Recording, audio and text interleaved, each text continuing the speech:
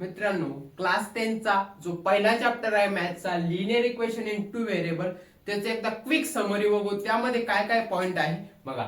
सगळ्यात पहिला पॉइंट आहे linear equation in two variable मधला जनरल फॉर्म.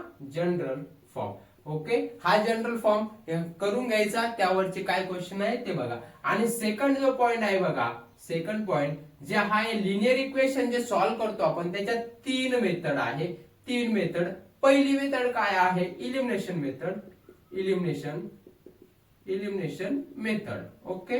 आणि सेकंड आहे एएसए रूल. एएसए रूल म्हणजे त्याला ऍडिशन, सबट्रॅक्शन, ऍडिशन रूल ते म्हणतात. प्रॅक्टिस सेट 1.1 मध्ये आहे आणि व्हेरी इम्पॉर्टंट आहे. ओके, एक्झामला क्वेश्चन याच्यावरून येतो म्हणजे येतो.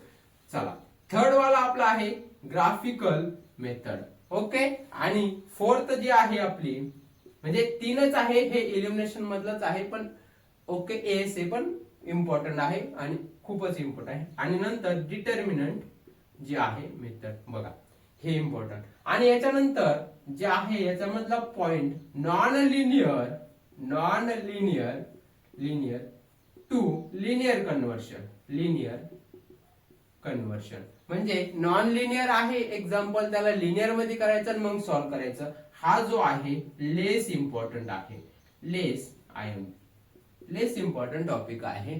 आणि यामधला बघा जनरल फॉर्म हा इम्पॉर्टंट आहे. एएसए ह्या सगळ्या मेथडवर एक ना एक क्वेश्चन येतच राहतो. सो हे सर्व इम्पॉर्टंट आहे, हे नॉन इम्पॉर्टंट. आणि नंतरचा जो फायनली आहे आपला वर्ड प्रॉब्लेम किंवा ऍप्लिकेशन पण म्हणा तुम्ही त्याला चालतं, किंवा ऍप्लिकेशन चालतं.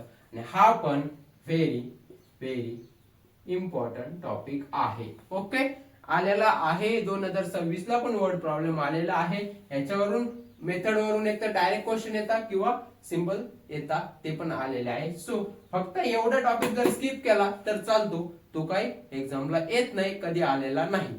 पण एकदा बघून घ्यायचा, आला तर काय हे नाही. ओके, चला, अशाच व्हिडिओसाठी आपल्या चॅनलला काय करा, लाईक करा, शेअर करा आणि सबस्क्राईब करायला विसरू नका.